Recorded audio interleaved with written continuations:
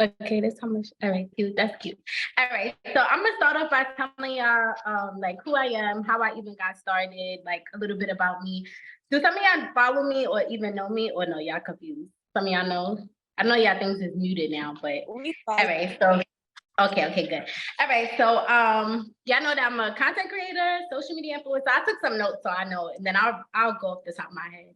But anyway, so basically, I've been doing social media for years now. So if some of y'all follow me, then y'all know. Like I have honestly have not had a job in 8 years, and sometimes I don't even know how to do it. But I'm gonna tell y'all like how it all started. So basically, like I'm 28 right now, and I remember like when I was like 16, 17, 18, around those ages when you have to start, like working for people, and it's like your parents kind of want you to go out there on your own. I ended up getting a job, and I was like I really did not like working for people. I don't know why, and that was back then. I'm 28 now, and I know like entrepreneurship and being a content creator or working for yourself is so cool and glamorized right now. I don't know how years ago I already had that in my head. And it's like, first of all, it's really not easy. So that's why I really want to take y'all back to then and then just give y'all just an update of my journey. So once I realized like I know I didn't want to work for nobody, I was so unhappy at jobs. Like I don't know why, I don't want anybody telling me what to do. Like so I quit my job, and then like my mom, my sister, everybody was so mad and nobody understood, because back then like trying to be an entrepreneur was not the thing to do. Like telling your parents at what year was that? Honestly, I don't know what year that was, but back in the day, like 8, 10 years ago, to tell your family and friends, like, I'm really not getting a job, I'm gonna work for myself, I don't know what I'm gonna do. Like people will really look at you like it's crazy. It's a lot more normalized right now, but I still stuck to my plan, and I just knew something was gonna work. So I started like, I had sold food. I was like selling food on my Facebook. Another thing to also tell y'all about my journey is that like I always kind of had a following, because I was popular in school in New York. Like I was mixy in school, I'm not gonna lie. So that kind of helped me, but my following grew and grew. Like it grew more and more and more. But I did have that little advantage because I started off on Facebook. That was the first app that I like grew on. Because that's like, Facebook is when you was in high school, everybody like had each other on Facebook. So my Facebook was taken off or whatever. Then and through Facebook, that's when I first started making money online. I was selling food in New York. Like my food was lit. I had like a lit ass food business in New York. My food business was booming. Like I had like all upcoming artists, rappers, anybody like that was from New York, basketball players, like anybody, like I was getting my food in the hands of them. And I wish that on this video I had like I could put my receipts in so everything makes sense. But anyway, I'm dropping my own masterclass where it's like I'm really gonna be able to back up what I'm saying and show y'all, because I really want to show y'all, like I really have videos of the upcoming artists. Everything I'm saying, I have like content. It's all on my Facebook still. I never deleted it. So anyway, so then I did that. Then I started running yoga classes, because I started to do like my weight loss. And then everybody on my Facebook, they was inspired by my weight loss. Like they was like, oh my God, how did you lose weight? And I had came up with my own 10-day detox smoothie cleanse. So I started to sell an ebook, and then that was really selling. And I was like, damn, this is so crazy, because I'm really out and about, and my PayPal really used to be going off an ebook that I just created. And nobody even told me none of this stuff. It's just, I just had ideas. I knew I didn't want to work for nobody, and I really needed money because my mom had bought a house. She left me and my sister, and then me and my sister would really be in the house fighting, because it's like, she going to work, she's working hard. My mother left us this apartment, but we still had to pay the rent there. And it's like, you sitting up here, you not working, like I'm going to work every day, busting my ass. So me and her really started to clash, because again, back then people like not saying you're not working for nobody was just crazy to say. Like, what are you gonna do? Like, if you're not working, what are you doing? So anyway, I was hustling, which was what I was doing. I was doing anything I could to make money, because it's just like, I didn't want to work for nobody. And I'm not gonna lie, I wasn't passionate about everything that I was doing, but I just was passionate about not working for nobody. So now, so this all could start to make sense. Again, I started on Facebook because then I had met my ex. I know some of y'all follow me, but this is when my social media really started to elevate, because if y'all pay attention to what I'm telling you, it's like, okay, one, I knew I didn't want to work for nobody. And that has nothing to do with being a content creator. If y'all have jobs, you could still keep your job and do content, because I'm going to get to the end and tell you, like, jobs definitely create a lot of security, safety nets, and things like that. It's nothing wrong with a job. It's just, it doesn't work for me. So anyway, I met my ex or whatever, and we was on Facebook. We started on Facebook, and we started to take pictures together, and the pictures started to go viral. And at first, my ex was never really in the picture. It was just my face. Like we had like choking pics, like these raunchy pics, and they was going viral. So that's when stuff really started to take off, because it was like, yo, what the hell? Like, and at this point, I didn't even know that people can make money on social media, like I didn't know YouTube was really paying people. I didn't know Instagram would pay people. I didn't even know brands were paying you. Like, that's why I want to tell y'all, like, this is important, because I was selling, like, I was just doing random shit that I really didn't have passion for. Like I told you, I was selling my food. That was cute, but it was hard work, and it's not something I would want to be doing right now. Then I had my yoga classes. I was selling ebooks. Like, I was just all over the place, only because I knew I didn't want to work for nobody. But fast forward, the world was changing. Like, I had met my ex, and then when we met each other and our pictures was going viral, everybody was like, "Oh, y'all should start a YouTube." And I'm like, I don't even know what's going on on YouTube. Like, I didn't know people. I didn't know couples channels was a thing. I didn't know none of that. But it's like I was just listening to the people. So that's when I found out, yo, you could really make money online. Like, it's really levels to making money online. Like, yeah, I sold ebooks, and yeah, I was getting orders from people on Facebook, but I just felt like I just knew them and I'm just posting it to them. So it don't really feel like social media is really helping me. It's just, I don't know. But once the shit started to take off, stuff started to take off with me and my ex, and like we started our YouTube and it really blew up and we really was getting those checks. I was like, wow, like social media is really crazy. So that's where it really took off. Like, I'm not gonna lie, the work that me and my ex both put in to build our channel, we had got it to like 400K. So that is where everything really, really took off. So I would say that was another advantage that I had. And this is just my journey and what worked for me. So after that, the 400K, we built the 400K, and we was building our own separate following. Like, at the end of the day, you're just who you are, and people gonna gravitate towards you. So we was a couples channel, but it was people that was watching that really just like me, or that really just like her, or like both of us, and then followed us separately. And then when we broke up, she took the channel. And that was so annoying, because I did videos on YouTube about that, but everything was in my name as far as that channel. Like, everything was in my name. So that was so frustrating. And we built this together. So I don't feel like I had a right to take it, or that she had a right to take it. I just felt like it should have been deleted. But at that time, like, I could have gave up or been so frustrated or anything like that. But just knowing me, and like I always do, I just kept going. So I started to post on my own channel, because when I was in a relationship, I wasn't really posting on my own channel like that. But I did create my own channel. So once we broke up, obviously, breakups, people love drama. So my channel did start to grow also with that breakup. People was interested in what was going on, what happened. We was together for 5 years. People was confused. So I built my own following through that, after that breakup or whatever. And then let's see. So that's pretty much really how it happened. So after that breakup, I really had to get in my bag, because like, y'all know, we built everything together. Like, we was living together in the same space, everything like that. And then one day she just up and left. So I really had to get on my grind mode. That was so crazy. And I have to tell y'all all of this, and why it matters is because it was like my whole world just changed in one day. Like, I was creating content with another person, built something with another person. We had this platform. YouTube was our highest paying like source of income, with brand deals coming in on the YouTube, and that getting taken from you. Like, one day you just come in and they're just gone, and it's like, yo, you really got to start fresh. Like, you don't even know, like, you never even did this shit on your own before. So that was just crazy. That was so crazy, but I'm so glad that I kept going. So then I had to like reinvent myself in a way, because I had built my brand around her and like around us being a couple. So then it really had to be like, okay, because it was Chanel and Oh My Law, but I really had to reinvent myself all over again, and really become Chanel Richie. I've been Chanel Richie, but it's like now I'm really her. Like, nobody is thinking, like, when people see me and my content now, I'm not being associated with my ex. So anyway, that's really my journey onto how I even became how I'm even at this level right now. So that's like my journey. That's everything that I had to go through and how I'm here. So I'm gonna tell you guys things that you could do to become an influencer and what worked best for me. So one thing that's important is definitely to find your niche, like find your lane, because this is everything I'm about to tell you. It's pretty much what I had to figure out when I was like, once I had to reinvent and start all over and be like, okay, this is Chanel Richie. And that was so risky, because you don't even know what could happen.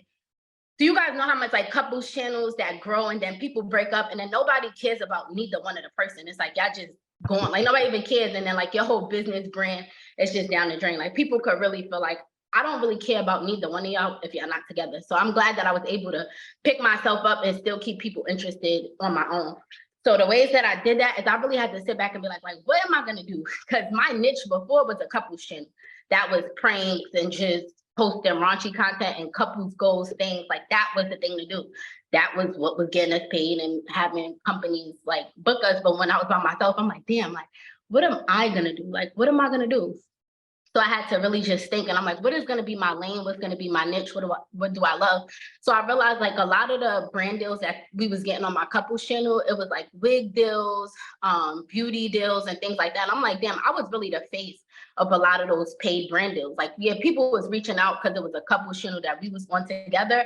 But really and truly, I was the one like modeling the things and things like that. So I was like, you know what? I need to be doing like hair videos. I try to do hair content on my own channel, try to post my own vlogs, and just, I'm going to stick in that lane, like do beauty, do like, I really was like, I need to continue beauty because I knew that the hair videos and hair benders and stuff like that, they really be paying on YouTube. So that was my first thing. Like, I'm gonna definitely keep beauty, just do lifestyle vlogs like the girls on YouTube really do. So the thing is to really find your niche. So there's so much stuff that you could do on social media. Like you could do food content, you could be doing mukbangs on YouTube, on Reels, you could be doing travel content, beauty content, lifestyle content. It's so much things that you could do. So I feel like you really need to find your lane.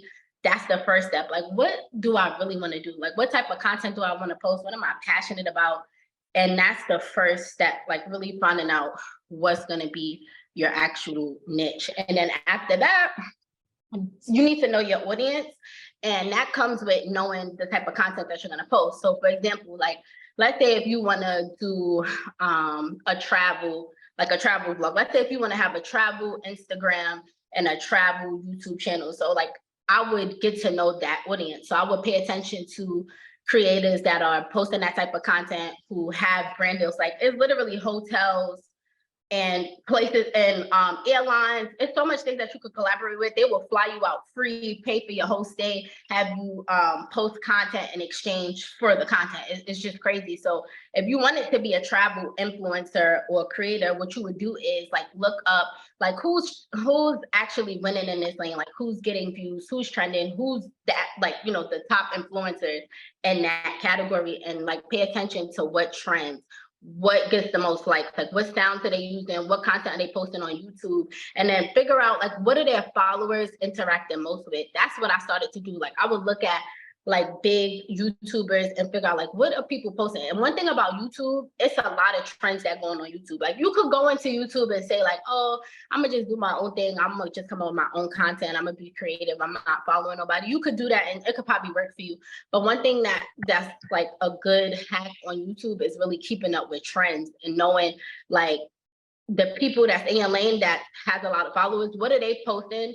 And 9 times out of 10, a lot of people that's also in that lane, they're all posting the same type of content. And you're paying attention to the audience, what they like, and you know, you give them that same type of content. You don't have to follow anybody, but you could definitely be inspired and, you know, give people what they want.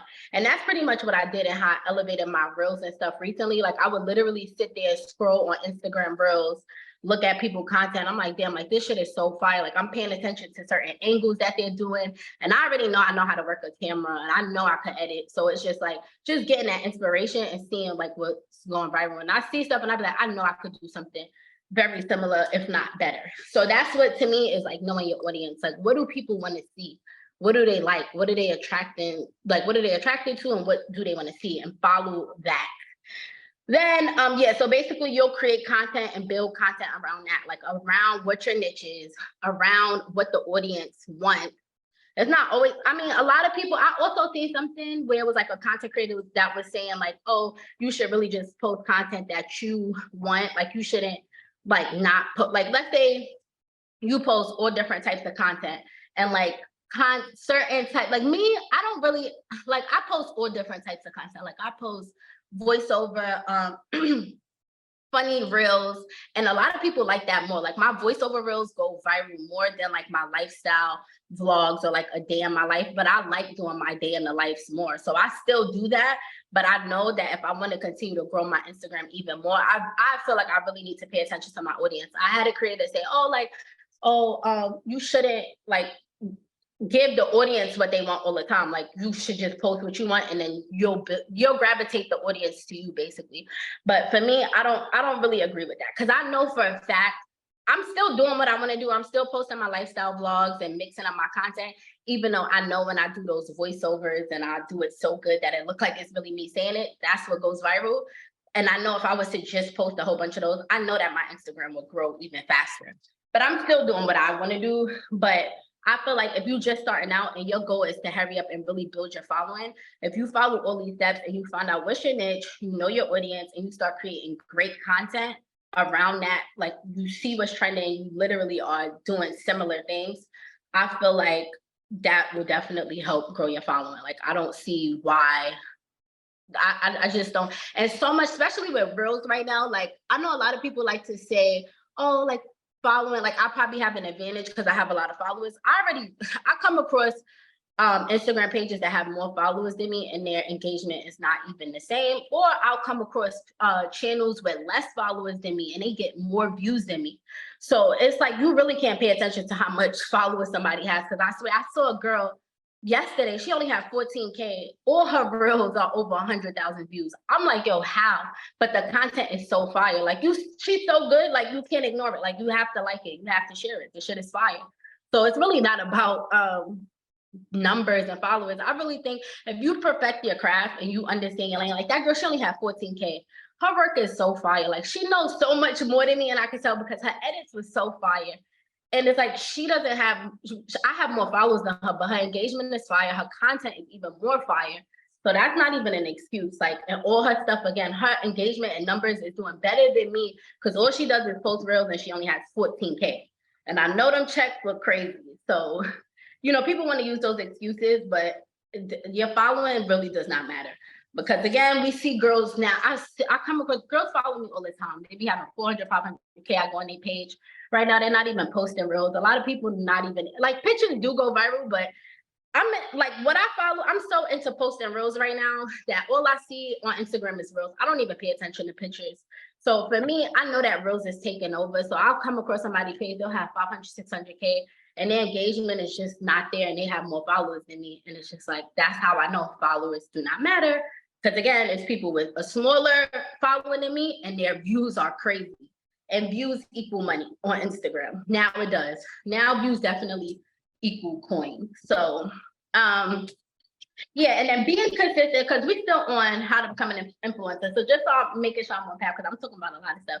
Finding a niche, knowing your audience, creating content, building content around that, and just staying consistent. That's another thing I noticed with that girl that I saw yesterday. I'm glad I saw her yesterday because I could talk about what I seen. I wish I knew her Instagram, but I liked a lot of her stuff, so I'll be able to find her. But anyway, one thing I noticed is that she's so consistent. Like she posts every day. I was like, damn, like this is why. And she literally only had 14K. I don't know why she don't have more followers if all her reels are going viral. I don't know why people not following.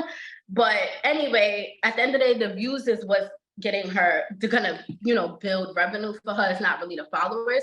So I realized she was so consistent. Like I even could be more consistent. Like she posts like 2 or 3 reels a day. So really just pushing yourself, putting yourself out there and not really paying attention to the numbers, because you just never know. Like your stuff could go viral. Doesn't matter how much followers you have. It really does not matter as far as reels. I'm not going to sit up here and tell people a dream of YouTube, because YouTube is definitely, I feel like it's definitely hard to build a following on YouTube. I'm not going to lie. But I feel like anybody who's interested in building an Instagram right now, I feel like they should really be taking advantage of Instagram reels. Like I feel like even I took a break from YouTube because it's like, I feel like YouTube doesn't really push their creators as much as Instagram is pushing their creators. Like Instagram motivates me to want to get up and post reels because I know the algorithm that they're doing on reels, and just they want to push creators, they want to pay creators to do reels. Now they added gifts to reels. Like it's just so motivating. Like YouTube, I do love YouTube, and YouTube is honestly my highest paying monthly app. Like that's the biggest checks I get a month, and I don't even stay consistent on it, which is insane. But Instagram is so much more fun to me right now, like creating those like short 10-second videos. It's just so much easier, so much more fun. And reels is just definitely just taking over. So if I was you, if you was trying to build your Instagram right now, I would definitely say just keep posting reels, keep track of trending sounds.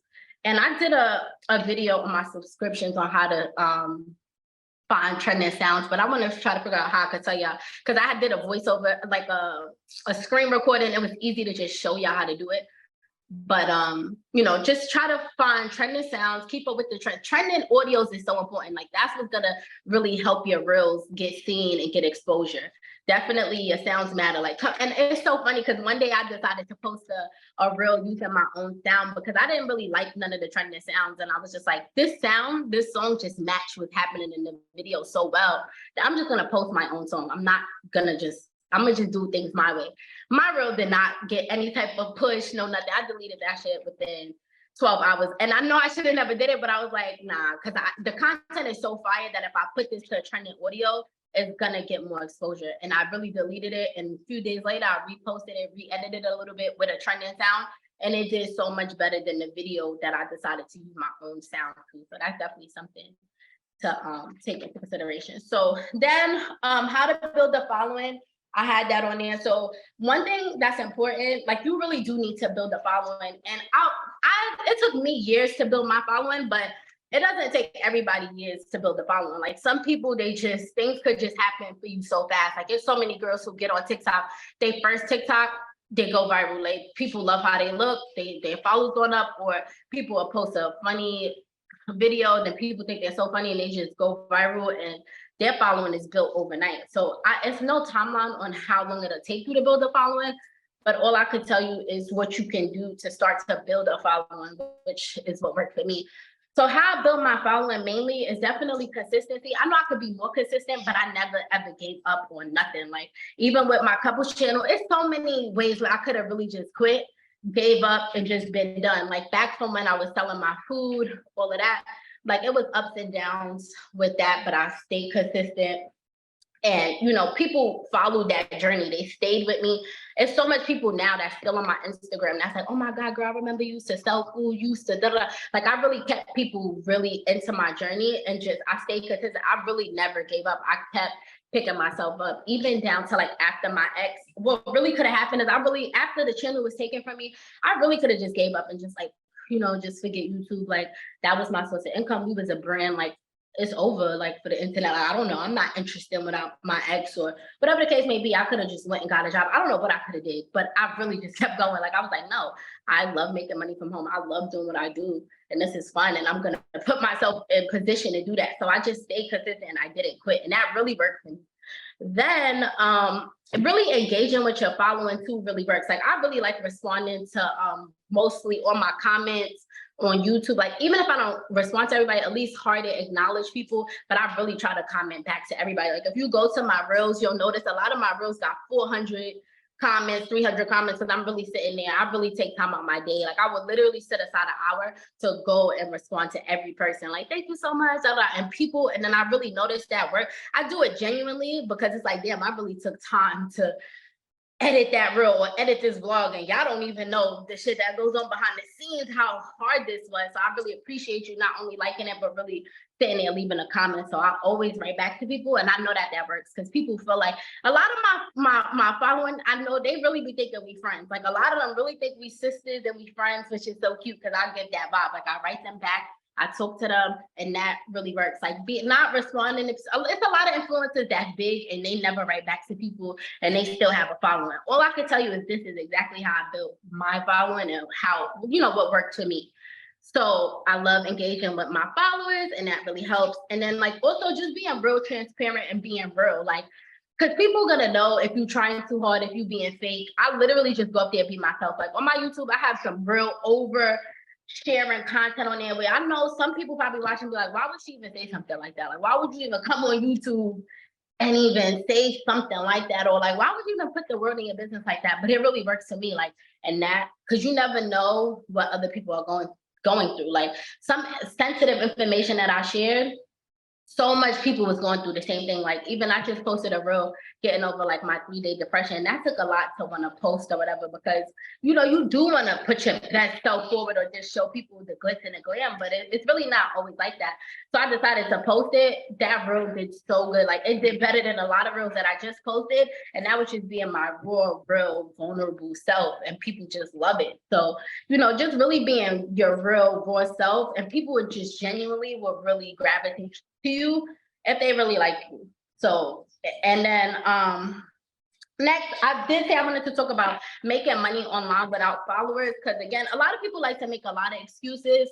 So I like to have solutions for their excuses, because some people are gonna probably not y'all, but a lot of people, even when I talk on like just YouTube, I see comments like people like to say, oh, yeah, you telling people how to make money online because you have a following, or oh, it's because of how you look, or it's like so many excuses that people would say, but it's like, none of that honestly matters. Like if we're talking, I could go on each bullet point and just read somebody down until why the excuse makes no sense.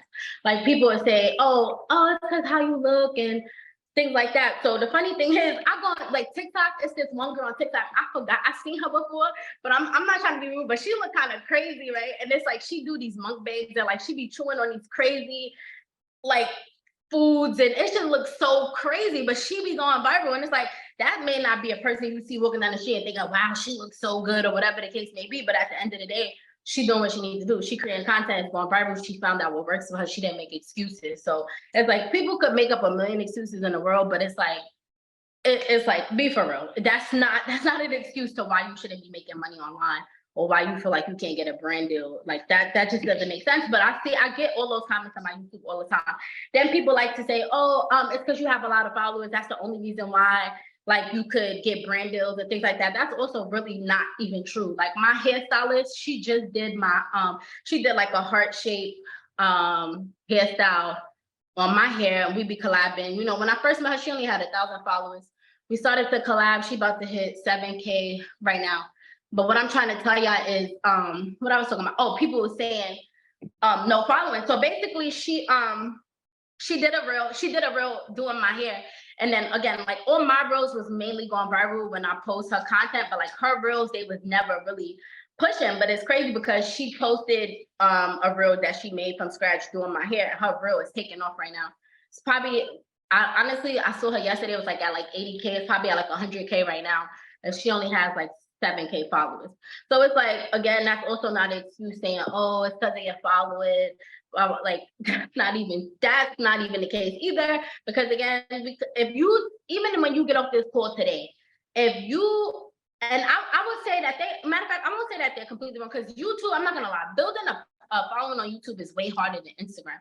Only because how Instagram are pushing their influencers right now, or their creators. Like YouTube, I know YouTube Shorts are pushing content, but I haven't really got into YouTube Shorts like I need to. So, but one thing I do know is that Instagram Reels are really just pushing people. So as far as like not having followers, that's really not an excuse to be trying to build your following on TikTok or Instagram. I don't really post on TikTok. This is why y'all probably haven't heard me talk about it like that, but there's no reason why I'm not. I did have a TikTok, but it was Musically at first. That used to be an old app.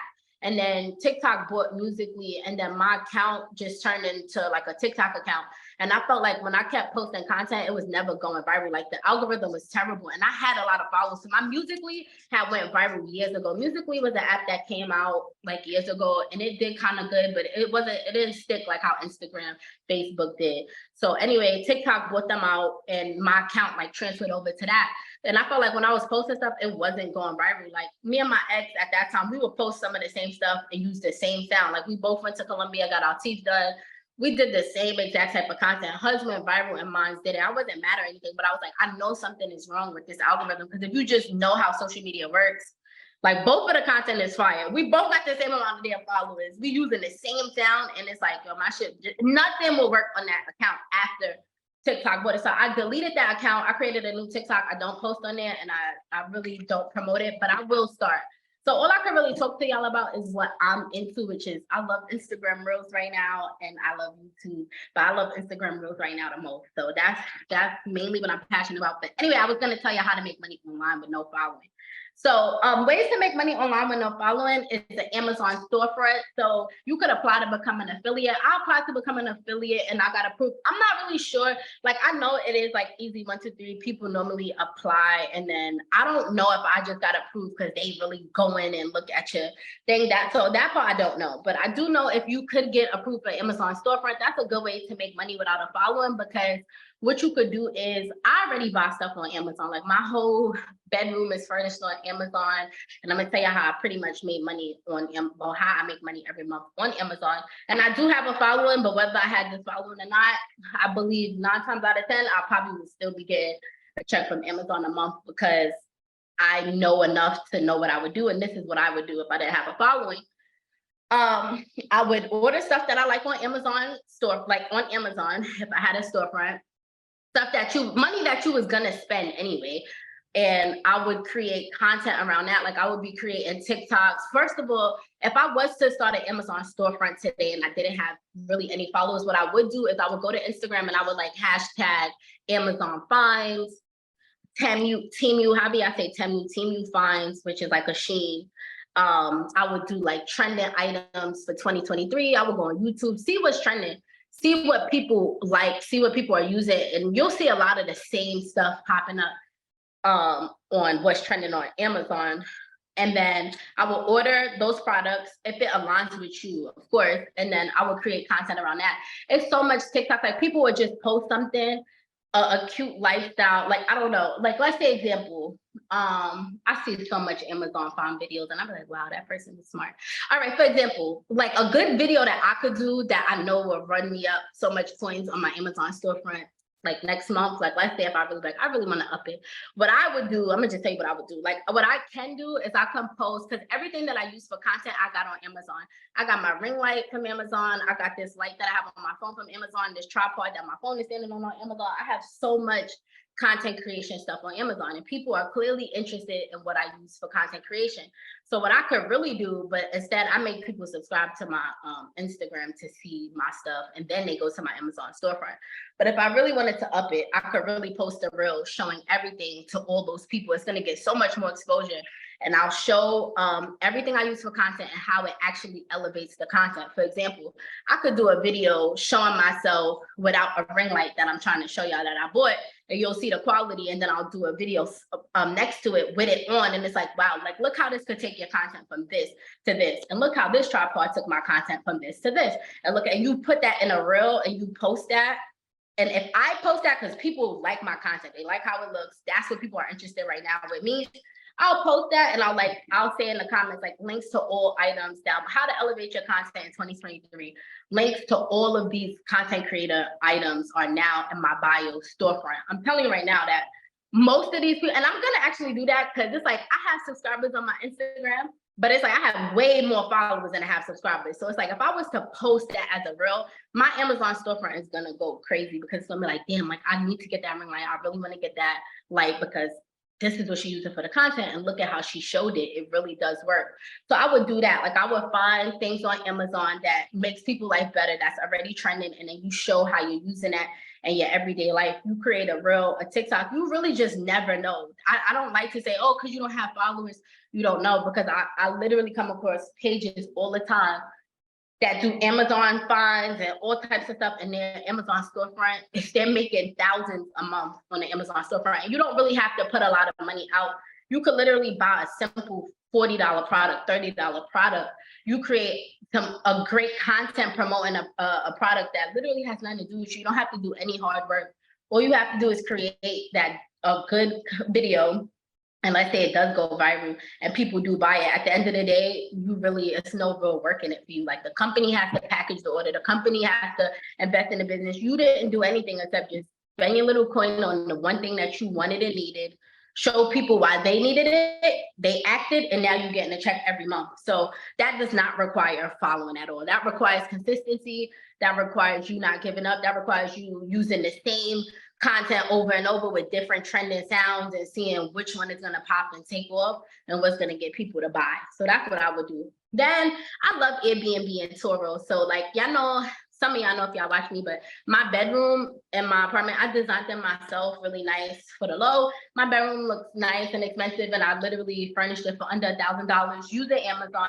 I promote my bedroom. I make sure it's in the background of a lot of my videos, and I make sure I put in the comment, go shop my bedroom furniture on Amazon storefront. And the fact that I furnished my whole bedroom for under $1,000 and how it looks, people love that. So I get paid. I literally get monthly checks on Amazon just because I decided this is the furniture I like. I'm buying it, I'm putting it in my house, and I'm making videos, and I'm gonna link it to a store and make it accessible for everybody. So I did that. Now Airbnb and Turo. So my friend, he decided to start an Airbnb, and he liked that I created, like, designed my room for the low. So I basically went into his Airbnb. I furnished it for him.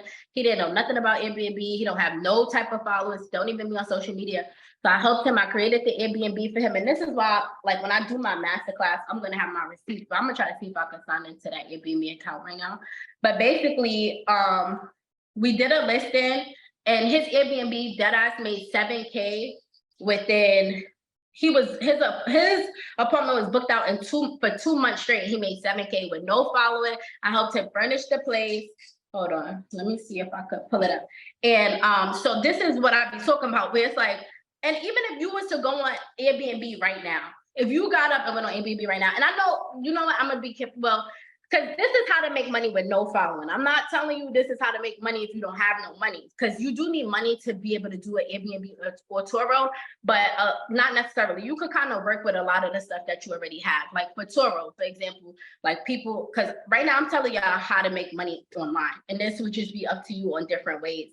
But like, let's say there's Turo, there's car rental platforms. Like if you have a car already that you don't drive like that, you could always put your car in Turo, and then you're literally making passive income online through a site. It's like your car, people are renting your car, they're driving it. And then if you don't want to share your car with other people, what you can do is try to, you know, build your credit, take out different loans. Like you could literally get a Honda, like a calm car, and put it on Turo. And people love those everyday cars for everyday, like run around things. It doesn't have to be a luxury car. It could be a regular car.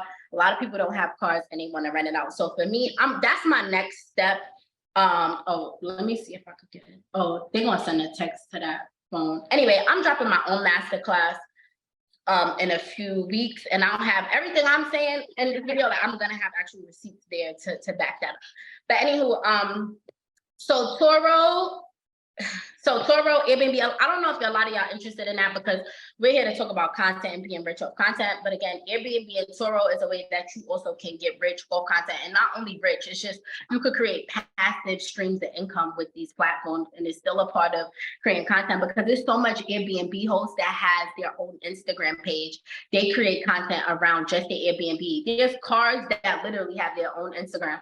I seen like a pink G-Wagon. I forgot. It was like an Instagram page with their own pink G-Wagon. And then that pink G-Wagon is on Turo for rent. And it's like the content that they post of the G-Wagon is so fire. Like I feel like I really do want to go and like rent that car just for the day to create a vibe. So it's like Airbnb and Turo is also sites that you could use to make money without having a following. Like, and you could create content around both of those things and be booked busy, or you could literally make money off Airbnb and Turo without even bringing anything to social media. Because the Airbnb that I helped my friend create, it's like we never promoted it on social media. And I told him, like, I don't feel like we should promote it on social media, because it's like, first of all, it's like I'm the one with the following and I'll have to promote it. And at the end of the day, like with that Airbnb, I know a lot of people do Airbnbs where they don't actually buy the apartment, they're renting it out. And it's like, that's probably not always the smartest thing to do, but a lot of people get away with it for a long time. Or you could do things the right way and get certain LLCs and rent it out in business. I haven't really got into Airbnb like that, but the way that he decided to do it was more so like, you know, you rent the place, he decided to put it on Airbnb and got booked out, whatever the case may be. So I'm like, I don't feel like we should be posting this on social media, at least not my social media. People thinking, oh, I'm gonna go, like I'm gonna stay there because, and it's just too much. Like you're not even. So it's like he's running up his coins. It's not even on social media, but it's booked. Like, so it's just so much ways that you can get money, and that's him making money on an online platform, not just Instagram, TikTok, Snapchat, Facebook. It's just so much ways to make money online. So and then another way that you can make money online without a following is obviously you could literally sell your own products, like whatever you like. You don't need a following to sell your own products. Like I was selling my own products back then when I only was on Facebook. I didn't have a whole bunch of followers on Facebook, but I still was selling ebooks. I was out, my ebooks was selling. I did not have 150K. I literally probably only had, I don't know, on Instagram. I wasn't even really on Instagram like that. I probably only had like 8K on Instagram. But at that point, Facebook didn't even allow followers. So Facebook followers didn't exist. And you only could have a maximum of 5,000 Facebook friends. So to be honest, I was making money with less than 5,000 people in my audience. And if you know about social media, most of your audience doesn't even like really interact or really support you. It's probably only gonna be like a small 5% out of those people So the fact that I was able to, I was making money online without a following. I didn't have a real following. Yeah, I was popular in my neighborhood or people knew me, but it was nothing like this. Nothing that we're trying to build right now, like a true following. So I was selling my own products. I told you I was selling food. I sold lashes. I'm always selling something. So you can sell anything, and selling something does not require a following. Like, I know people want to be wrapped up into social media and they're making a lot of excuses. Because again, I just made a video on 7 ways to make money online, and then somebody told me, "Oh, be realistic. Stop lying to your followers. Like, you telling people to sell products, knowing that nobody's gonna buy it because nobody knows them. That's cap." I go in Target, I go on Walmart, I see a whole bunch of brands. I don't know who own any of those brands. I don't know them. I don't know how they look. Don't know their Instagram, but people buying it. It's on the shelves. You could go into Whole Foods. Whole Foods covers a lot of like small owned business stuff, like people who literally make little making syrups out of their home, whatever the case may be. And it's like, it's literally on the shelves in Whole Foods. Like, it's in stores. We don't know the owner. We don't know them. Their stuff is selling them. So it's like, again, people can make excuses, but if you're good at something and it's so good, and you create something that's so good that people can't ignore, somebody's gonna buy it. Like, whether people like you or not, it's like, you created something so good. I want it. I need it. So that's another way to make money offline, well, without followers. Another thing you could do to make money online without followers is to sell an ebook. Again, I come across so many girls. I came across this one girl. She was so cute because I think she was like only like 18. She in college. She got her own like planner that she sells. I think she only got like I think she only had like 20K followers. That's a lot of followers. But anyway, she had like she was selling an ebook on how to create like your own planner, like how to build your own e-commerce and all this stuff. And then she did like a screen recorded of her Shopify.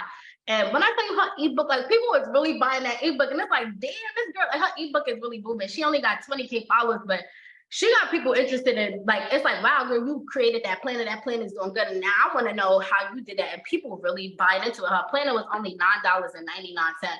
And it's like, if you don't have to have a big following for that. So anybody could literally sell an ebook. Not anybody, if you don't have any information that people need, or not anybody could create an ebook. But if you do have something that's interesting enough that people need to know, or you have a skill that you mastered and can make people's lives easier, you can create an ebook and curate that and let people know, like, this is, because I'm working on my own masterclass ebook right now, like how to make a living on social media, how I really built my brand. And with that, it's going to be way more detailed, with a lot of like actually like really showing like how I really did it. Like, I am telling you everything, but it'll be more visual. And I don't know how to make this visual with a Zoom call. Like, but it's going to be a lot more structured. Well, but anyway, so yeah, like, an ebook is a good way to just make money, but it's not only about making money. It's about really, that's why I'm taking so much time on my ebook. It's about really creating something that's really going to help somebody and be worth their time and really worth it. Because you don't want to just put out anything and then people are like, what is this? But I could have went to Google for this information. So, once you really know something and you master it, I feel like you could put it into an ebook. And if you're that good, you don't need 10,000 followers. Your small following of 1,000, 2,000, 3,000, 5,000, whatever, you're so good, and you put it all in the ebook, and somebody needs that information. If it's that good, if it's as good as I'm saying, and as good as you should be, if you're promoting something, then people, I feel like they're gonna buy it. So so then, like, again, I do want to just say the raw truth about social media, because a lot of people, they really think they want to be content creators, but you got to be real with yourself. Like, you really have to be real with yourself, because it looked like glitz and glam and it really looks fun. But I'm really going to tell you right now, it really be annoying. Like, for example, I don't know. So like, for example, let's see. All right, so that reel that I had to do, I don't know if y'all seen it, but if y'all didn't see it, I did a reel that was basically me getting myself out of bed after a 3-day depression. And that was real. Like, I really was depressed. I did not want to get up. And I was like, you know what? I really need to just create content. First of all, I need to create content because I need to keep going. And I was like, I just need to show my real self. People need to see this. I had a whole bunch of conversations with myself. Long story short, I got up and I decided to, like, clean up and really pull myself up. But I was like, I need to record this. So recording is so annoying. Like, if I didn't have to record that, I could have just got up, pulled myself out of bed, just made my bed, just went about my day and just got the stuff done.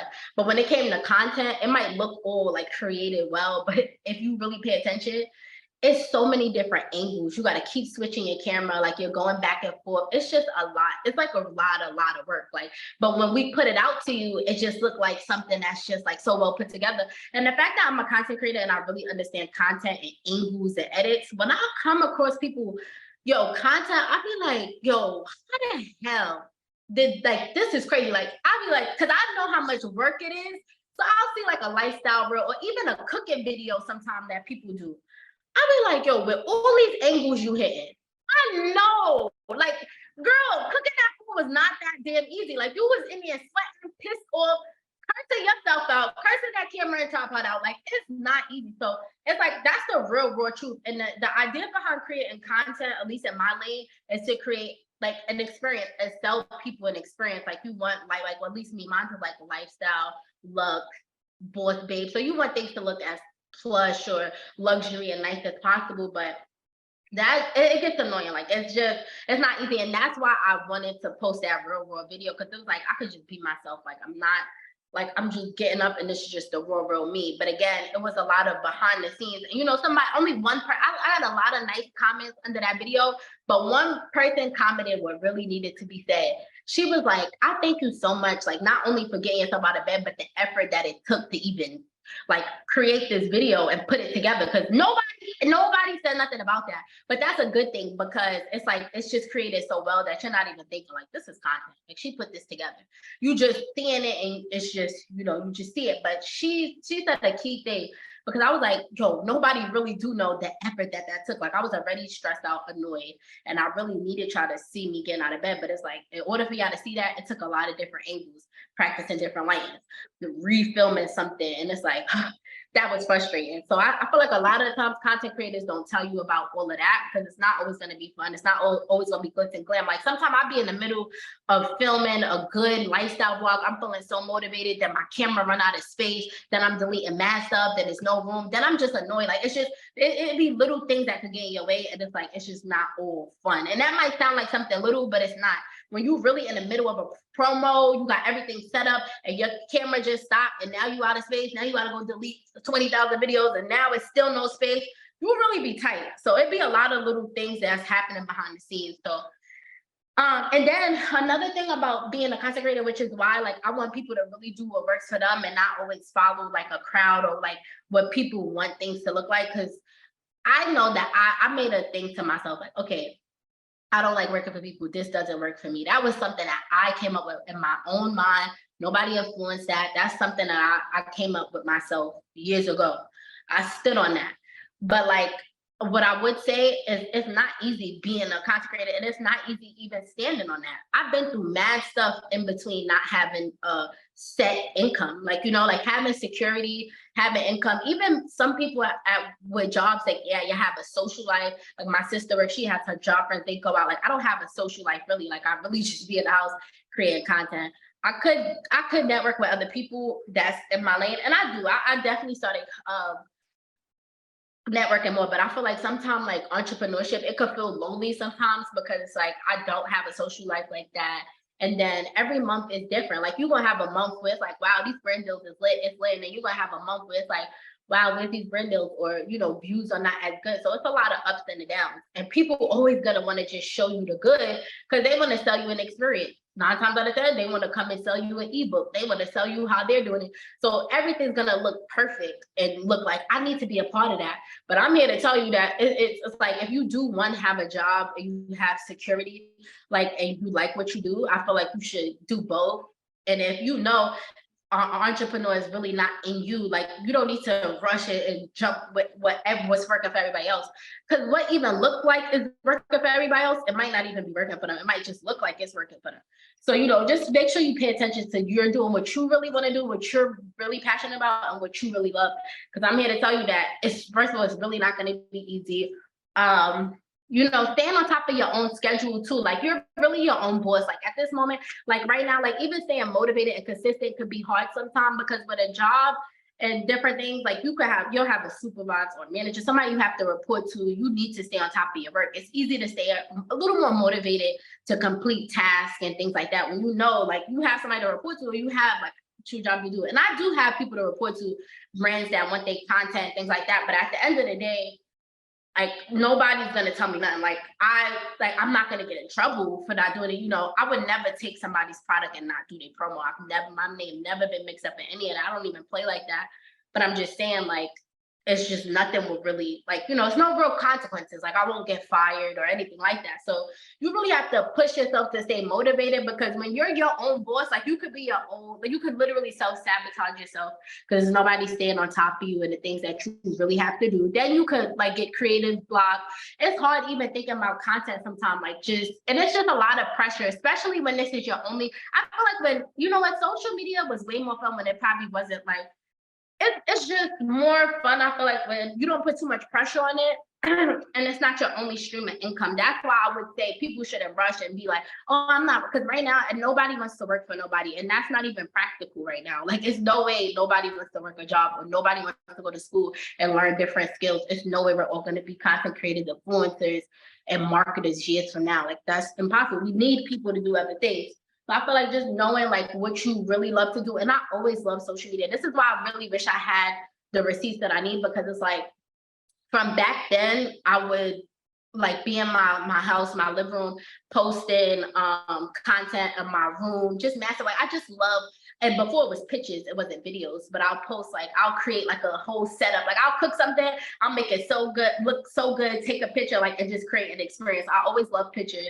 I always love content, but it wasn't really called content back then. But like, now that things play itself out, I realized this is really my passion. This is really what I'm meant to be doing, because I've been in front of a camera for years, way before my ex. I know a lot of people come around, and some people don't even know my ex. Some people don't even know about my couples channel, because the funny thing is, I grew my page.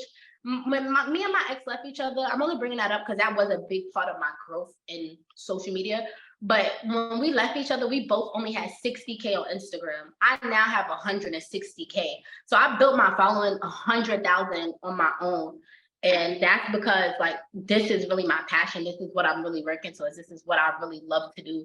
And, you know, when you really love what you're doing and you're passionate, it's going to show through the work, and people are really going to gravitate towards it. So that's some of the raw truths. And then, you know, and again, like, popularity could crash, you know, like, people might like me today. And that's another thing with social media. People like you today, and then they just will bash you tomorrow. So it's like, not put all your eggs in one basket. And that's why I like to talk about how to make money without a following. Because even though I have a following at this moment, I'm very big on how to make money online without a following, because no matter what, I know that this is the life for me. Like, passive income is what works for me. I'm never working for nobody. I'm never working hard for nobody. And there's nothing wrong with it. I'm just not doing it because there's so many ways to make money online that I'm not leaving my house to make money for nobody. I'm just not. But when you learn the skills and you understand the power of the internet, it's crazy. And again, it's not easy, but jobs, you know, jobs are not easy. And then I went to college. I only spent 1 year in college. I went to school in Miami. So, you know, college right now is important. And it's like, if I don't have a degree right now, and it's like, if I was to go get a job, like, I don't even know what job I would get that would make sense to me. Like, it's like, I could literally make more money online than at a job right now, a job that I would qualify for with no degree. So it's like, why would I would stay working for myself. Then I'll work for somebody and still be having struggles, or like, so I'd rather, like, have struggling moments just working for myself and just hustling and bustling for myself before I do it for somebody else. That's just me. And that does not mean that that's what everybody should do, or I'm bashing anything, because that's not the case. Everybody's on their own life path and doing exactly what works for them. That's what people should be doing. So that's that. And then let me see. Please. Wait, what I said? Oh, yeah. So also another thing. Oh yeah, the raw truth. Oh yeah, I was saying, like, keeping people interested in you too.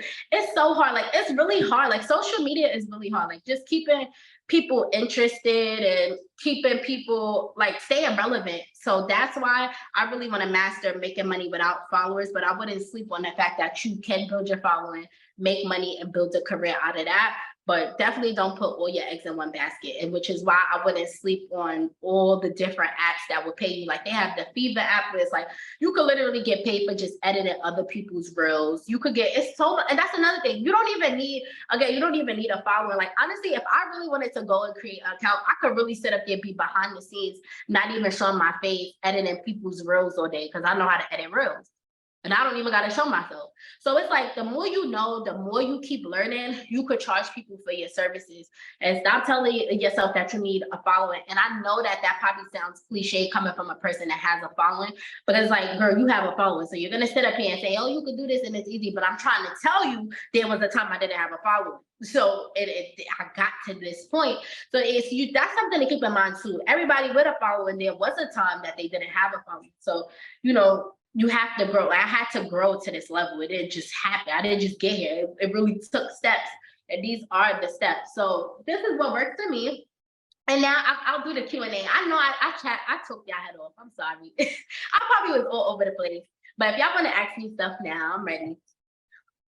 All right, y'all. Before we start the Q&A, let's just say thank you to Chanel for being here. Thank you. Thank you. Thank you so much. I appreciate it. You're welcome. This is so cute. I love this.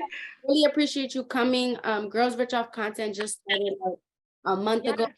And it's just girls getting together, supporting each other, commenting, and just showing love. I love that. How about getting part of this? Like how about stop the Discord app. So it's like a group chat app where you can just like add different people. And then we just send in our content, be like, hey, I just posted, like, can you guys go show me some? That's right. Yeah, that's so cute. All right. Make sure you text me. I will figure out because I like that. That's cute. Rich of content and a little group of people that's trying to get rich of content. Oh, one more thing before y'all ask me questions and answers. I just want to tell y'all again, like the raw truth with this rich of content. Like to be honest, you got to put in a lot of work. And it's like these apps, they're not really paying that much. I just want to say this, like YouTube, like again, YouTube is my highest paying app or whatever, but it's like the ads, like, you just really need to put in work to better your content. One thing I'm learning right now is like my reels make money in my YouTube, but what pays the most is brand deals. And what I'm finding out about brand deals right now is the better my content gets, the more brands are reaching out. It's not even about the views right now. Like I have that's why I'll talk about on my subscriptions is how to build a portfolio and a media kit for yourself, because it's not always about like giving some stuff that's gonna go viral. Like creating some good creative looking content that brands want to pay for is what's also important. So that's why my page is honestly a little all over the place. And that's why I try to be careful with trying to tell y'all to find your niche, because it's like, girl, what is your niche? Because you're doing comedy, you doing lifestyle blog, you over here, you doing this and that. But I'm just doing whatever I like to do. That's my niche, doing whatever I want to do. Like I'm posting all the content I enjoy. But I realized that the content that looks more professional, like, yeah, the ones that's funny and the voiceovers is cute, it goes viral, it's funny, but the brand, they're reaching out to that good quality content, like showing, like, so just pay attention to quality content. You can pay attention to the numbers because it's hard. Like even I pay attention to the numbers, so I'll get discouraged sometimes posting a brand promo because it's like, damn, this ain't really get too much views, but at the end of the day, that brand paid and that brand liked it. And now other brands also like how I curated that reel. Now other brands want to work with me. So, pay attention to a lot of different things. Like don't put too much focus on numbers and really just have fun. But I need to take my own advice with that part right there. But I will tell you that because when I do try to apply that advice, it helps. All right, but go ahead. Y'all can ask me questions. Sorry. All right, y'all. So questions part. You just click on your name and there's an icon where you can raise your hand and then we'll select and each person can ask a question. I did have a little surprise before, we asked the questions. Because you guys are so serious, you've really been like active in the chat and really just like engaged. I want to pay for one person's Instagram subscription to Chanel's. Oh, that's so nice. Her private subscription where she gives you free game on like her equipment and how she does that. So the only requirements is just to post up this live, take a picture, if you can, or a screenshot, tag Chanel Richie, tag me, tag Girls Rich Off Content, and then that's it. We're gonna select the winner And I didn't even tell Chanel about this. I really just wanted to show you guys appreciation. I love that. So we really gonna take this serious. Like this is so yeah. And let me just say something about my subscription, because on my subscriptions, which is good, like whoever does get that, that's fine, because I spoke a lot, but like I said, it's a lot more visual stuff where I'm backing up what I'm telling y'all, right? Because like I told y'all, people could sell y'all so many dreams on the internet and tell you, yeah, this is how I do this and this is how I do that. And it's like, girl, what is the, like, how? Like, so there is where I'm really showing, like I have step-by-step videos, how to really edit a reel step-by-step, how to do like this slow-mo effect that people love on my videos, how to get paid brand deals, how to get the exact email template that I use to pitch myself to Fashion Nova, Shein, how to, what else is up there? All the items I use for content, lighting. So it's like, this is not a promo for you to go subscribe, but it's just to let you know that it is there. And if you do want it, and then even if you don't want it, what I'm trying to tell you is that you can work hard and go get all your own information, or you'll be the person to pay somebody else for the information. You really just choose what seat you want to be in. So it's like, you'll come in, you'll learn from me, and then you can even take information you learn from me and then do it yourself. And then sometimes I come across people Instagram and I love their edits or love their videos so much. I be like, why don't they have a subscription? Like, why are you not telling people how to do this? Like, I love that. Like, I would pay to learn that. Like, and I would take what I learned and I'm gonna go, and you just, you just keep get as much information as you can, and you could charge other people for it. And it's not a bad thing. You just putting in more work and just making somebody else's life more convenient. The things that I have in my subscription literally makes other people's lives a little more easy. Yeah, they could go get the information somewhere else, but everything is just curated, perfect, straight to the point right there. But anywho, yeah, so, all right, go ahead. Because again, like I said, I could talk all day, as y'all can see. All right, so any questions? All right, I'm gonna select somebody now. We're gonna get started. So, all right. I don't even know what I'm gonna do. So I selected, it says iPhone. There's a lot of iPhones in here. So Is that me? Because I think it might be me. I don't know how to work this though. I think I didn't know how to work. I clicked on the hand. So if Yeah, I think it's me because my hand was up first. go ahead, girl. And my hand down now. So do that mean that? Yeah. Okay, sorry, I don't use Zoom. I just want to say this real cool. Like, I like what you're doing. Oh, This is all too. Like this whole look, yeah, this cool. I like this. Thank you. Thank you. Thank you. So my question was, okay, so right now I'm having this thing on Instagram where like they monetize my content, and then like I'll post something and like they'll like say I'm going against community guidelines. So right now I'm trying to get it to the point where it's like, what am I doing? Like, what I'm doing wrong for y'all to, like, right now I'm demonetized, which is very frustrating because like I make a lot of my money off Reels and Instagram and all that stuff. And it's like, what am I doing wrong? Like, is it something right? So what are you like? What type of content are you posting? Because one thing I would say, like, when you do you like use curse words and stuff on your reel? Like when you write on the reel, like the text, or no? No, it don't even be reels. It be like story posts. Like as far as my reels, like get ready with me, hair. Like I'm a bottle girl, so I do a lot of bottle girl content. Oh, okay. Yeah, because I'm like, so what type of content is getting you flagged? Like what do you realize? Like, okay, every time I post this is the thing that's like getting flagged. What exactly is the content that's getting flagged or taken down? It's the quotes and stuff, maybe. Quotes? But I'm like, yeah, that's why I'm so confused, because I'm not posting nothing crazy and wild. Is there a faster way to get it back than like emailing them and going into a review? Like, have you ever been through that? Yeah, I did. That's funny. It's so crazy you asked that, because it was for a long time my Instagram couldn't be monetized because of a post. And you're not lying, because I did post, like, because I was vegan a few years ago and like I was really into holistic healing and stuff like that. And I remember when they came out with the COVID vaccine, and I had posted something about the facts on vaccines and things like that. And then Instagram basically flagged that and said that this is not a real, like this article is not credible, and like you can't post things like this on Instagram. Basically, it was like showing like ingredients that's in vaccines that's not good for the body. So long story short, they literally blocked my Instagram for being monetized for like 6 months off of that. I'm not gonna lie. So I did have to wait it out. There was nobody I could email and nothing. And you're not lying, because it was literally just a picture of a vaccine. And then I'm sick right now. And that sucks. And you really, with that, you really gotta wait it out. But what I would tell you to do is just try to keep posting good reels, and then reach out to companies for brand deals. Because at the end of the day, brand deals pay more than what Instagram would pay you 9 times out of 10. Like, if you know how to just negotiate good enough, like you can make more money on a pair. Because we could be for real, like real play, it pays, but it is not that crazy, like depending on like your views. Honestly, like, in order to get the $8,500 payout, you gotta have a crazy amount of views. Yeah, and as soon as you start getting like a lot of views and making a little money, they slow your money down. Exactly. But So like, not only are y'all taking my money, but y'all blocking my content so people can't see my content. I know. So you got to keep going and really watch what you post, and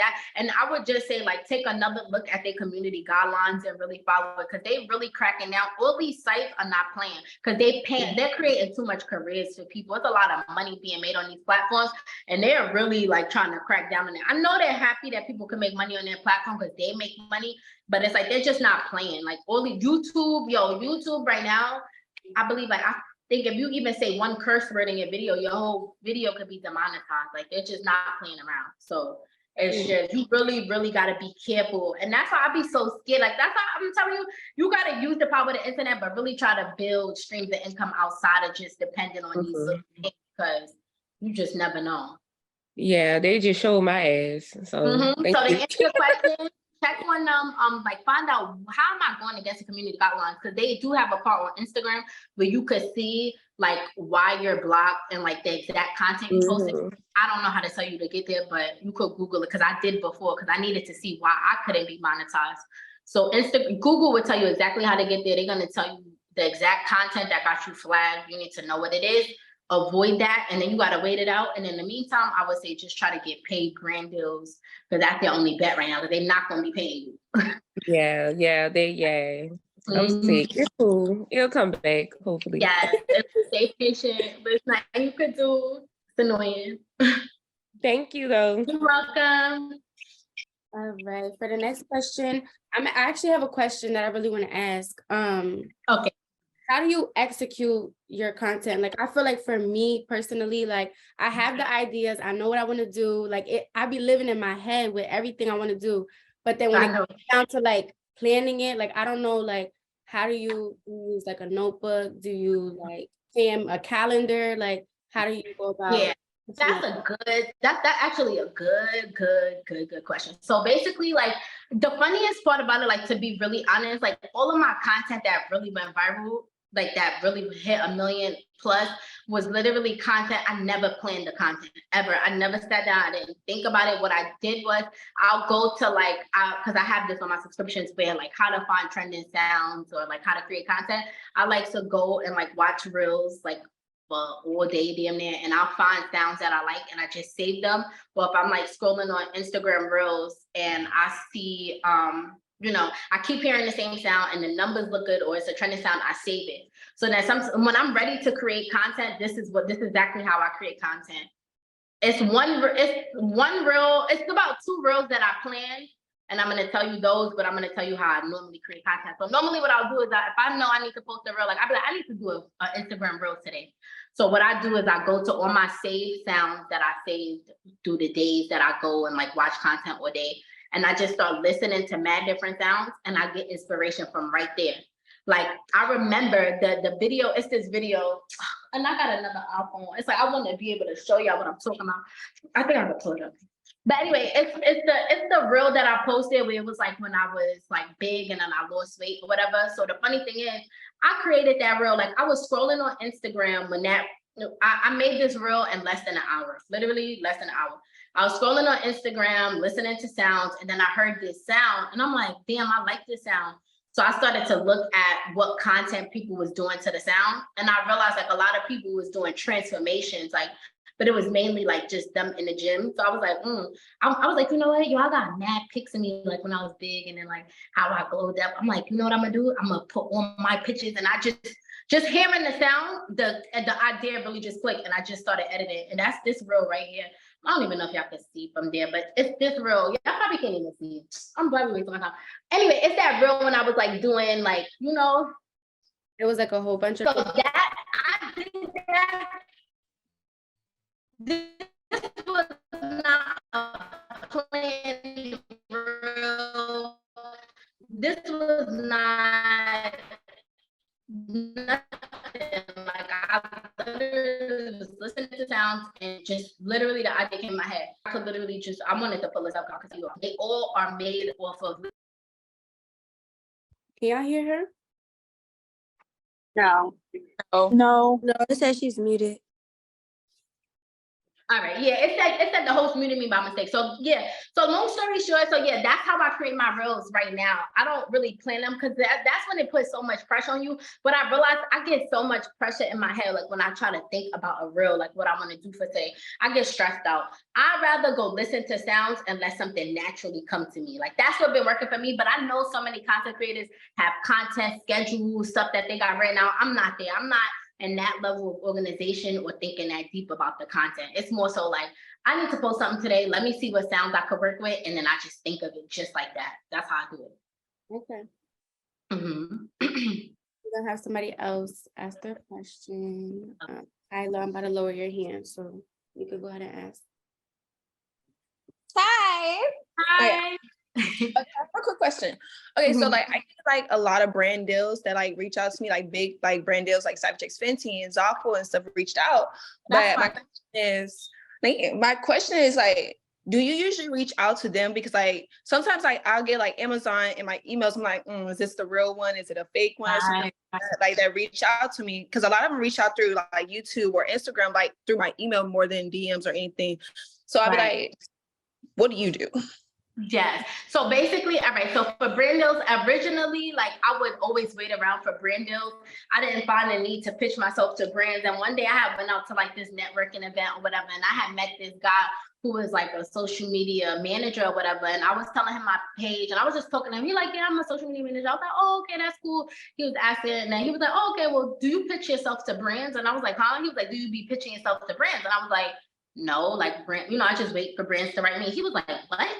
He was like, you don't pitch yourself to brands? And I'm like, no. He was like, that is ridiculous. Like, that's crazy. Like, especially that you don't have a job, you don't do nothing else, and this is your primary source of income. And you mean to tell me you don't spend days just emailing companies all day? Like, you know how somebody would sit at home and like apply for jobs and you send your resume? You should be sending your media kit and your email pitch template to companies all day, every day.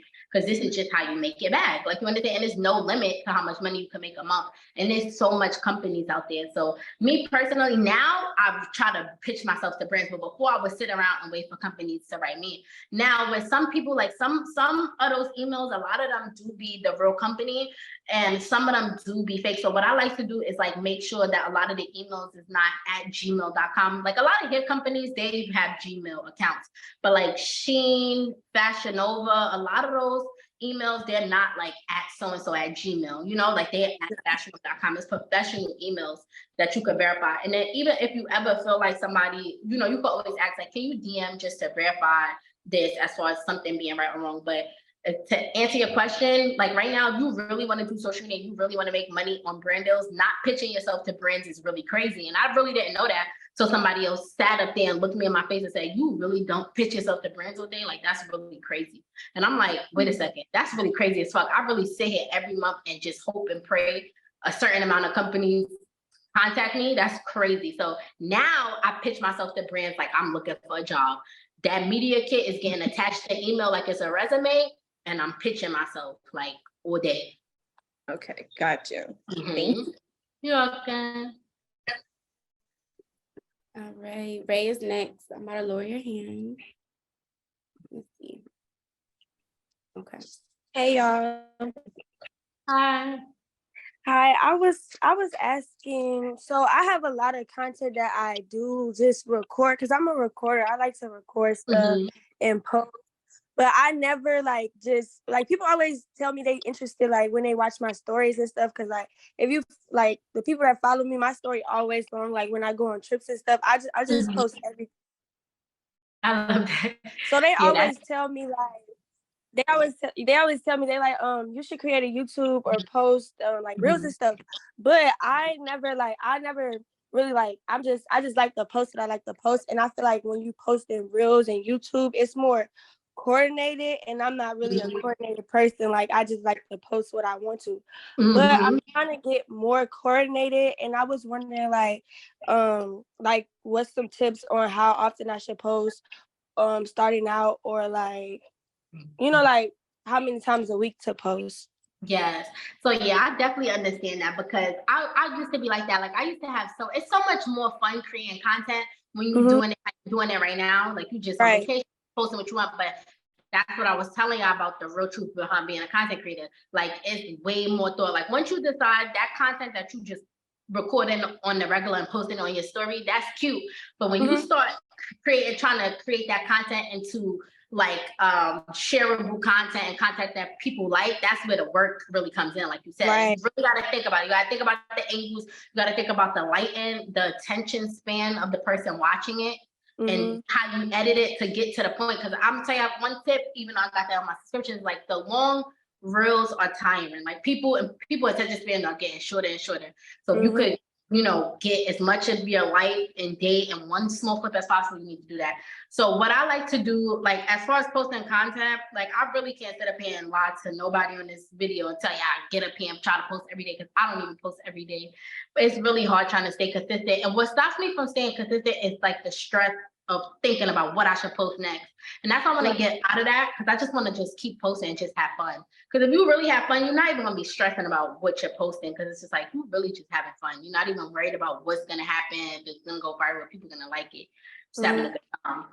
So I would just say, as far as like how many times you should post, at minimum, I would at least say at least 1 or 2 reels a week. Like, come on now, at least that. But if you really can, and you say you love to record. And another thing I want to tell y'all is, like, your iPhone is probably full of enough good content for Instagram right now. Like, you really gotta go. Everything don't have to be fresh, new film things. You could really, like I said, I was sitting up here listening to a sound, and I went up there and just put a whole bunch of old pictures from me from years ago and old videos from a vacation 3 months ago. And it just went crazy. So you could use a lot of content you already have, edit it up, and make it content too. It don't even only have to be you filming. I'm sure some of y'all have enough content in your iPhones to create something, Right. So hopefully, did I answer your question? Yes, you did. Okay, good. All right. You're welcome. All right. All right. We have Desiree. I think she's the last one that has a question. So go ahead. Ask. Hi. You said Desiree. Yep. She here. Okay. Hi, everybody. Hi. Huh? Hi. Y'all can hear me? Yeah. Okay. My question was, damn, hold on. Sorry. It's okay. So for brand deals, like, do you think you have to actually physically show the product, like, in your reel, or like just tagging like anything like featured? Like I did my hair last night and I made some content, but like I didn't like show the hair package. So I'm thinking of just like tagging them. So with that, it's like, it's really up to you. Like, I have like a lot of hair promos on my page, but it don't even look like a hair promo. It's like, I'll be doing a funny voiceover reel and just tag the company. So with brand deals, you could really use your own creativity, or sometimes they will really have a guideline of what they need. Like, some hair companies do require, like, we need to see the packaging, the branding. And then if you're just doing it, but if that content is just like content for like portfolio, you could either always go back and record the packaging and add it in, or you could just leave it how it is and just tag the company. It's not really a requirement to show the product, but some companies do require it, but not every company. Some companies really let you just freestyle and use your own creative content and what you want to do.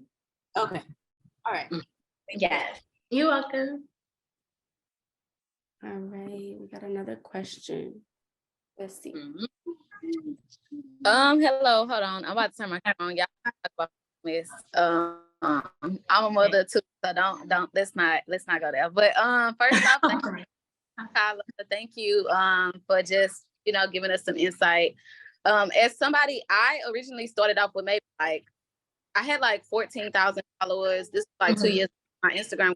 Now I'm only at like 2,900. But just my whole personal experience has changed. I've become a mother. Now I'm trying to walk in my Christian faith and everything. So just I feel like my whole content, everything that I thought I would probably be doing has changed. I know you touched bases on how important it is to follow trends versus doing it versus your own. But for somebody who is like starting completely over, what type of advice would you give somebody who is like, you know, like, should I follow the trend?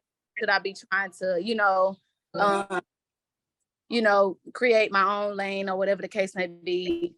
And I don't really have as many followers as I had at first. And yeah, so I would definitely be following trends. Like when you first start out, I don't feel like it's the right time to have the attitude of like, I'm not following nobody. I'm coming up with my own content. But again, that's just my opinion, because it is some people who stand 10. There's people that I come across their page and they posting stuff I've never seen in my life, and it's like it worked for them. So like it's no right or wrong answer to what I'm telling you. It's more so like what I would do. Like for me personally, like God forbid, like I had to start over on my Instagram, I am doing every trending thing there is that I could possibly do, because it's like something gotta give. Like I'm gonna really be on it, and I'm really gonna be dependent on reels. Like if this was me, I would really be locked in on like trying to figure out what reels work. And even it's really a lane for everything. Like even if you're not the same person that you was, and it's like you're doing more, I don't know, like you mentioned like you was Christian or anything like that. Like if you're doing more so that content, it's also a lane for that, where people literally post cool reels with quotes, and then you don't even have to show yourself.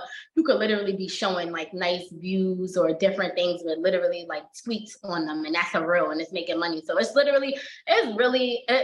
really up to you, and just really sitting there, really brainstorming and paying attention.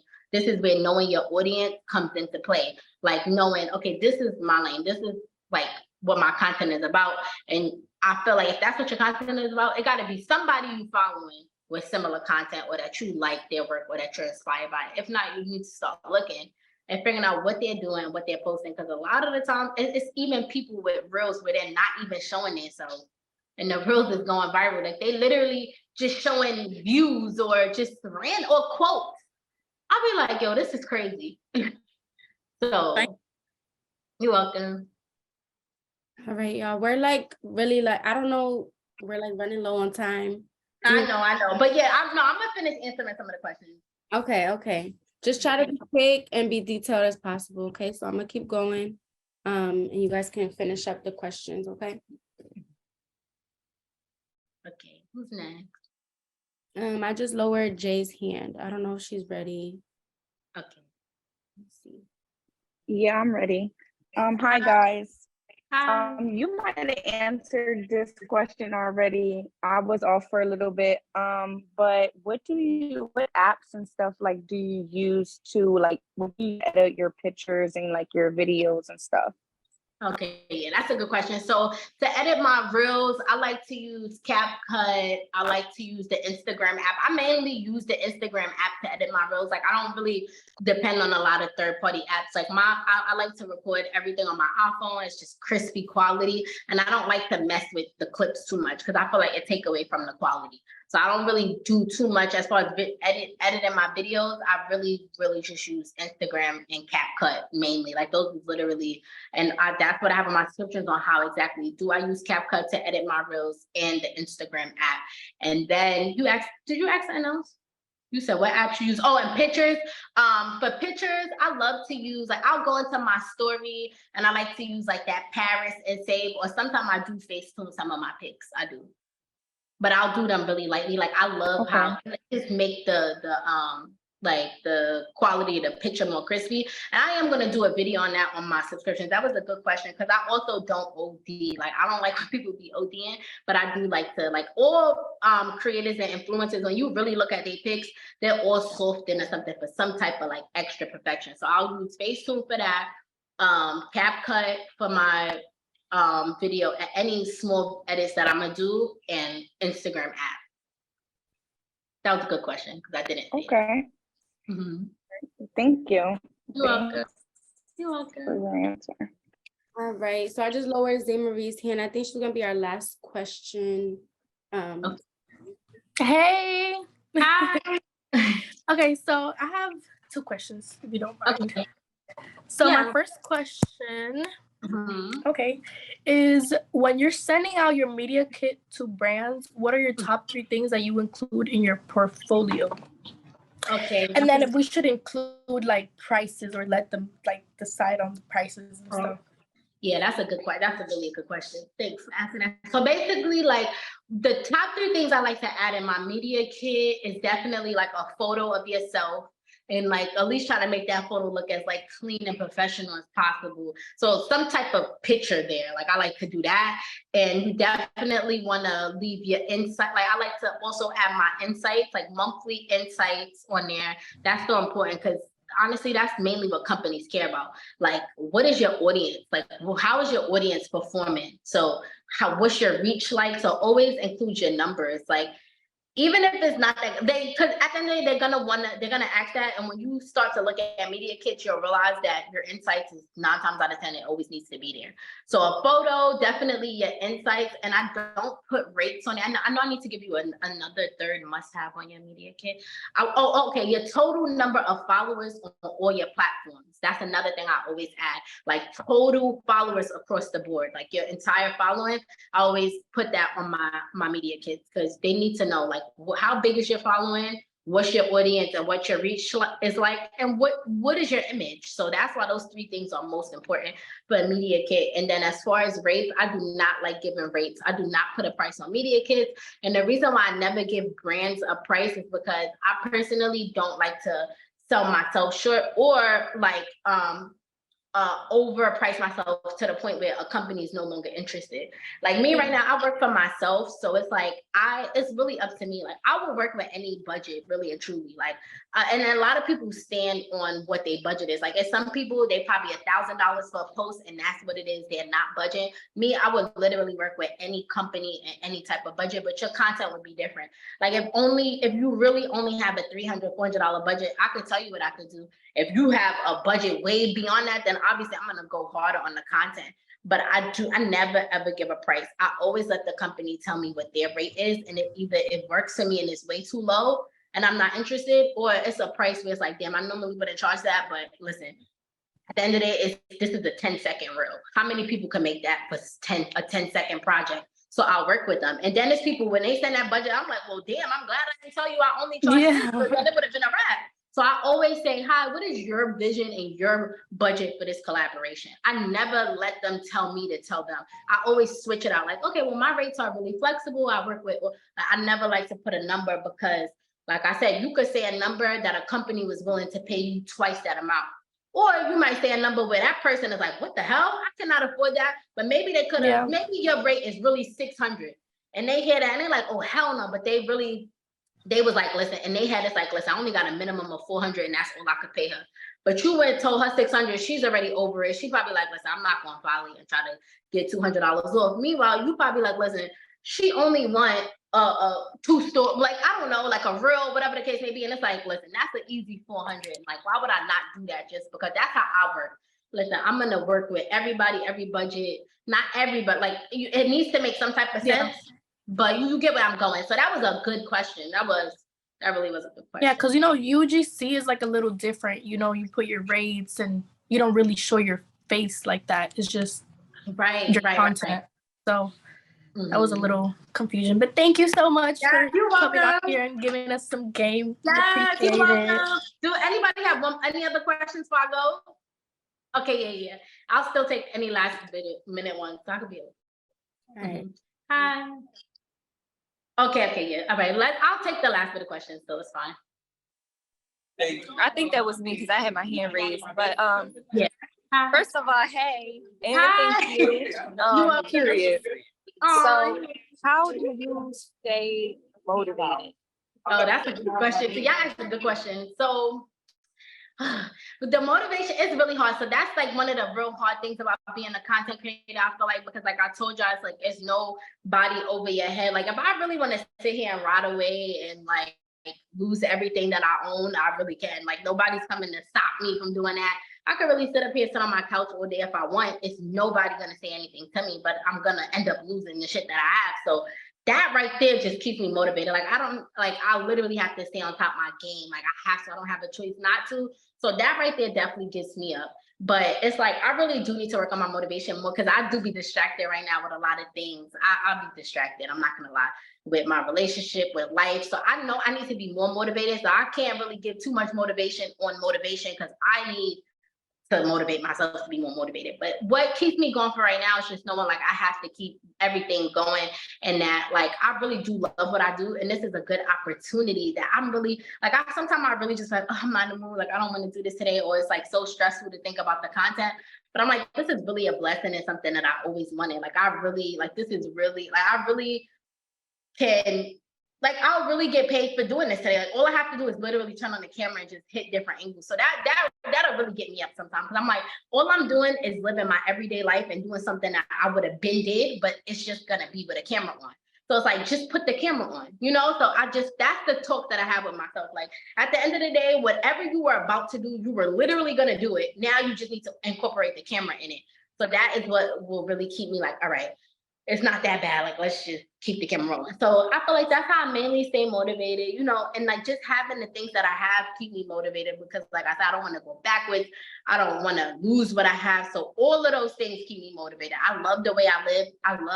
I love this. So it's like, even when I have those lazy times, it's like, I've got to snap back to reality to just keep life going. So that's really my biggest motivation right there. I can't hear you though. Oh, okay. You're welcome. All right. Yeah, it's just loud over here. I'm okay. At work. I appreciate that. Thank you. You're welcome. All right. I'll take the other one. I think that's all. You said that's all of them? I think so. I put somebody's Lala, put your hand down. If you have one more question, we'll go to like 140, then we're gonna end it. Okay. Yeah. Okay. Hi, first of all. Hi. My question is based on the motivation that we just had, the last question. With that, when you just like, I like how you say that, you just get up and just incorporate the camera. But personally, as a content creator, do you focus, like when doing that, do you focus on aesthetic or anything at all? Or do you just go with how you go? That's also a good question, because that's when it starts to get annoying, because it's like, all right, I get motivated and I get up and I'm like, I could just do what I was just about to do. Like if I was just about to go wash my face, brush my teeth, and shower for the morning. Y'all see how much girls take showers and they content go viral with them in the shower, right? So it's like, I'm about to go shower. I'm literally about to exfoliate my legs and do shit that these girls are getting so much shares on. Let me just turn on the camera, right? So I'll say that, but like you said, this is when you got to start thinking about the quality of what you about to put out. So then, yes, the aesthetics matter. And that right there is, I'm going to tell you right now, this is where I get annoyed at. I'm not going to lie to you, because it's like your angles and your lighting is really everything. So it's like, yeah, I'm really glad you said that, because I did make it sound like easy, like, okay, yeah, you'll do exactly what you said you was going to do, but you just turn the camera on. Yeah, you're turning the camera on, but it's really mad edits. It's mad lights that's in the background. You gotta like let's say this, like let's say I was to do, because I did do, like let's say you do a morning routine or something, they'll be exfoliating their legs in the shower or whatever. Y'all, what y'all not understanding when y'all watching this, y'all see the girl like scrubbing her arm, 1 second later the leg, and y'all gotta understand that camera is being moved from up, down to this, to that. That shit is annoying. It looks great. They made it look good for you, but it just came with so much like angles, lighting. So yes, aesthetics is everything when I'm filming. Like that's the biggest thing. But to be honest, that's what takes most of the fun out of it. I'm not gonna lie. But I do love doing that, because I know I'm so good at it. Like, so I'm not gonna lie. It's not annoying, because it kind of gives me a rush. Because I remember I was on vacation with my boyfriend or whatever, and he had he posted, like he took a snap. And I'm like, yo, what are you doing? I'm like, watch this. So I pulled out my camera, I pulled out my light, and I was going in. He like, yo, like you really can make shit. Like he like, this don't even look like the same place. Like you really too nice. Like it's just like, so, and that really give me like not that he said it. It's just like, I'll be like, yo, I'm really good at this shit. Like I know how to hit an angle and lights. And so it does fuel my soul. But at the same time, it could take away from the fun sometimes. It's like, I just really want to show y'all this, but I need to show it to y'all and make it look so good that you want to do what I'm doing, or you want to be here. And in order to do that, I got to really sell an experience and I got to do that with so many different angles and lighting, and that gets frustrating. So yeah, that was a good question. Thank you. You're welcome. All right, this is the final question, y'all. I'm sorry we are running low. No, that's okay. No, it's fine. It's got to be 1:40. So yeah. All right. Hey, by the way, I just have a question. Like, when you starting, like, did you have to like get everything first, like your tripod, your camera light, before you actually started creating like real content, or like can you do it just off of like your iPad, your phone, and stuff like that, or do you have to use like? That's a good question. That's a good question too. No, you could literally, that's another thing I would tell people, like literally, you could literally, all you really need for content right now is literally an iPhone. Literally just a phone. Like everything else is extras. Like I'm not gonna lie, I just started up in my game with tripods and stuff. I'm not gonna lie. Tripods make your life easier, and different types of tripods will make your content easier, because you're gonna realize when you're posting content, all the different angles you need to hit. Look at my light, it died.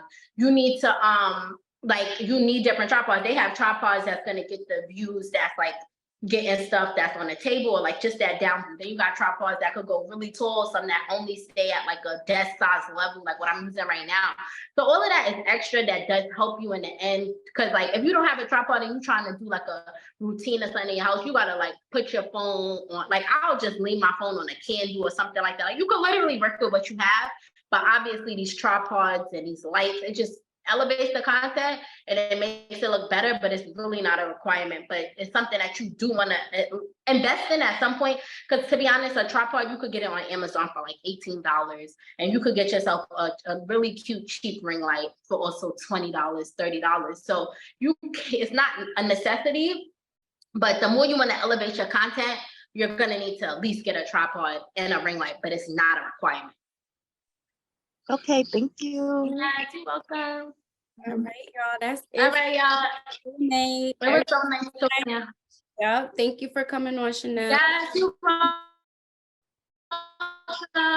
All right, I can't wait to see who gets the subscription to my Instagram. Y'all gonna learn so much. Yeah, I'm gonna all right, that was such a cute gift I did. I love that. Yes, thank you, girl. Okay, Thank all right. you. Thank you. All right, you're welcome. Later, take care. All right, bye. Thank you. All right, y'all. I want you guys to stay on for like 2 minutes. I'm gonna just talk to you guys.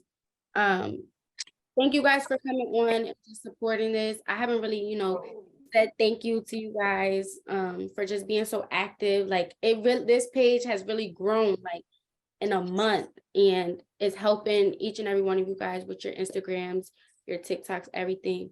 So like keep going, keep spreading Girls Rich Off content, so you can get more supporters, more girls out here who, need help with content. But I kind of want your feedback before you guys head off. Like, how do you guys feel about this Zoom? Would you guys want to do it again? Would you guys be interested in another host? Or like, what do you guys feel right now? That was really so fire. Like, Yes, I really like it was Yeah. motivating too. Definitely Very motivating. inspiring, for real. Like, I definitely would like to do I this would love again. to do this again. I just Yeah, like for how sure. I ain't When- gonna lie, I just got on this, so like I barely got to be in it, but at least I tried. But it would be cool to like check back in like 2 months or so with her and like tell her what's new. You know what I'm saying? Or like a month or 30 days or something. Yeah, that would definitely be cool. Like, I'm telling you guys, we can do this. I mean, I went out of pocket. I didn't say anything, but I went out of pocket for this and, paid her for her to come on here. But we can do this every month. Like, if, you see an influencer who you're like, I really want to hear, like, because, everyone does content in different ways. So you can get different game from different people and, turn it into your own way. So, if you guys ever have an idea of who you want to come on, you see a TikTok or anything like that, send it into the Discord. We can vote on who's going to come next month or whatever the case may be. And that's just what we're going to do every month. We're here to learn, here to grow. So, I'm willing to do whatever. And I mean that. So, yeah, just thank you guys for coming. Like, this was really like amazing. Like, I can't believe like I got like 30, almost 40 girls on here. And that's a lot. That's really good. So yeah, that's it, y'all. Thank you. Thank you. You're welcome. Thank you so much. You're welcome. Thank you, Kyla. You're so sweet. Yeah, before we do before you guys leave, Just to go over the giveaway thing again, I just wanted you guys to like screenshot or take a picture. If you weren't able to capture that, you can do that now, or you can just like, you know, post up, you know, how your experience was with the Zoom. And you know, that's pushing Girls Rich Off content out to more girls. You know, that's networking, that's getting more girls to come support you guys. So just make sure you guys are always like, you know, active. I know sometimes it's like, I don't want to post this, or, you know, whatever it may be, but just do it, y'all, because that's a comment on your picture. That's a subscriber. That's how you gotta look at it. Like, this is real life business, like we working here. So yeah, that's it. You know, tag, I put the details in the Discord and in the messages here. It's just tag Girls Rich Off content, tag me, tag Chanel Richie. And then yeah, we'll pick the winner. And you know, hopefully, you never know, we might share the game with everybody. So just make sure you make that post, and you never know what could come out of it for everybody. So thank you guys for coming in and joining. Especially girls who are at work, like y'all are really serious. Like y'all at work, y'all listening, y'all tuned in. So I'm proud of all you girls, and I can't wait to see, you know, we trying to get rich. We trying to get like her. So thank you. Okay. Yeah, thanks, Kyla girl, for real. All right, y'all. I'm gonna text you, you know, we're gonna talk about Super Bowl, all that stuff. So you guys are good to go. And yeah, we'll talk. All right. All right, See bye, you guys. Bye. Bye, y'all. Have a good one.